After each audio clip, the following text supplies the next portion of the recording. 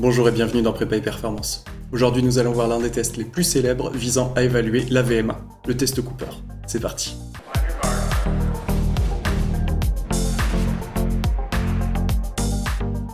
Le test Cooper est un test qui tire son origine d'un médecin travaillant pour l'armée de l'air américaine, Kenneth Cooper. Il s'était aperçu qu'en arrivant à calculer la distance maximale que parcouraient ses soldats sur 12 minutes, il pouvait évaluer leur état de forme. Aujourd'hui encore, c'est un test fréquemment réalisé dans des concours d'entrée dans les domaines militaires. Outre le fait d'estimer la VMA, il permet de constater si les individus connaissent leurs propres capacités. En effet, courir 12 minutes est une durée peu commune. Et c'est en cela un test très intéressant. Attention, si certains tests permettant l'évaluation de la VMA ne nécessitent que très peu d'échauffement en amont, le test Cooper, lui, nécessite une très bonne activation cardiovasculaire. C'est un test rectangulaire. Si vous ne savez pas ce que ça signifie, je vous invite à regarder notre vidéo sur les fréquences cardiaques. L'effort ne sera pas progressif, donc pensez à bien vous échauffer. Vous pouvez également trouver notre vidéo sur l'échauffement en 4 phases pour ne rien oublier. Malgré ce qu'on peut dire, le test Cooper n'est pas contraignant dans sa réalisation. On peut quasiment l'effectuer partout à partir du moment où on connaît la distance totale de notre zone d'évaluation. Évidemment, le plus facile sera d'avoir une piste de 200 mètres ou de 400 mètres. On la balisera avec des plots tous les 25 ou les 50 mètres. Si vous en avez les moyens techniques, équipez vos participants de cardiofréquence-mètre. On sait que l'intensité de l'effort aérobie est corrélée avec la fréquence cardiaque. De plus, on sait également que AVMA, je suis censé être à FC max. Encore une fois, si vous ne savez pas ce qu'est FC max, je vous renvoie à notre vidéo sur les fréquences cardiaques. L'intérêt d'avoir un feedback sur la fréquence cardiaque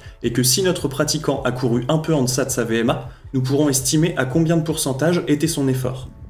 Et donc, par déduction, estimer le 100%, la VMA. Évidemment, je me munis d'un chronomètre ou d'un smartphone pour pouvoir mesurer le temps. Je vous conseille de ne donner aucune indication de temps tout au long de l'évaluation. En effet, si ça peut être motivant pour les plus réfractaires de savoir qu'ils s'approchent de la fin, certains auront tendance à accélérer sur les dernières minutes. Or, ce qu'on veut avant tout, c'est d'avoir une valeur bien constante. Puisque c'est un test relativement traditionnel, il a déjà fait l'objet de beaucoup d'études. L'une d'elles, réalisée sur 800 000 sujets, conclut à un indice de forme physique. Avec ce tableau découpé en tranches d'âge et en sexe, vous pourrez facilement vous faire un ordre d'idée sur votre état de forme du moment. D'autre part, il existe des formules permettant d'estimer notre VO2 max à partir de la distance parcourue sur le test Cooper. Le VO2 max, c'est le volume maximal d'oxygène que vous pouvez utiliser par unité de temps. C'est une mesure qui va témoigner de la puissance de votre muscle cardiaque. Il est beaucoup utilisé en laboratoire, mais pour des séances orientées terrain, nous le mettrons de côté et nous parlerons uniquement de VMA. Le test Cooper n'est par contre pas du tout adapté à des pratiquants débutants. Avoir des repères sur un temps de pratique de 12 minutes nécessite de l'entraînement. Le nouveau pratiquant aura tendance à partir beaucoup trop vite et ralentira par la suite. Il n'aura donc pas une vitesse constante sur l'ensemble du test. De plus, dans ces conditions, vous verrez d'importantes progressions à court terme, puisque notre athlète qui aura déjà eu une expérience sur le test Cooper s'adaptera. Il partira certainement moins vite, gérera mieux son effort et réalisera une meilleure performance. Celle-ci ne témoignera pas forcément d'une amélioration de la VMA. D'autre part, au regard de ce que l'on évalue, le test Cooper paraît illogique. En effet, on sait que la VMA est une vitesse que l'on arrive à maintenir entre 3 et 9 minutes. Ces valeurs sont à titre indicatif. On parlera de 3 minutes pour des pratiquants très jeunes,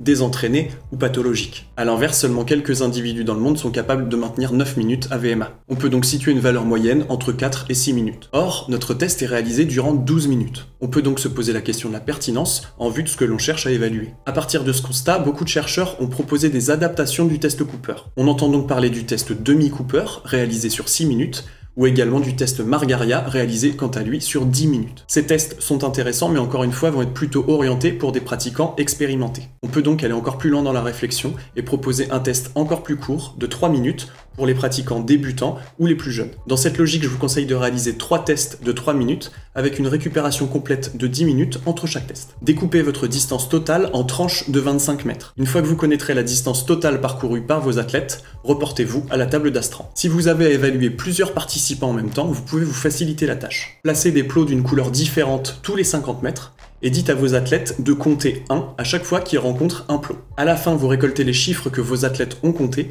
et vous n'avez qu'à les multiplier par 50 pour connaître la distance totale qu'ils ont parcourue. Par exemple, si mon athlète me dit 16, je multiplierai 16 par 50, ce qui me donne 800 mètres. D'après la table d'Astran pour 800 mètres, mon athlète aura donc une VMA de 13,7. Petite astuce, vous pouvez filmer en plan large vos tests. Il arrive souvent que les pratiquants en plein effort se perdent dans leur compte. Vous pourrez donc revérifier les performances plus tard en cas de besoin. C'est tout pour aujourd'hui, j'espère que la présentation du test Cooper et de ses dérivés pourra vous aider dans l'évaluation de vos athlètes ou pour vous-même. Comme toujours, si vous avez des suggestions ou des questions, vous pouvez utiliser les commentaires, j'essaierai d'être le plus réactif possible pour vous répondre. Si vous voulez connaître d'autres méthodes d'évaluation de la VMA, laissez un pouce bleu et on se retrouve très prochainement dans une nouvelle vidéo de prépa et performance. Entraînez-vous bien, salut!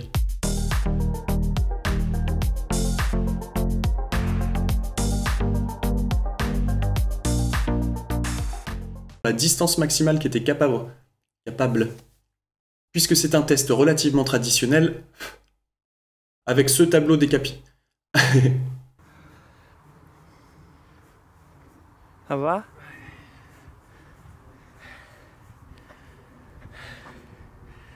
C'était dur.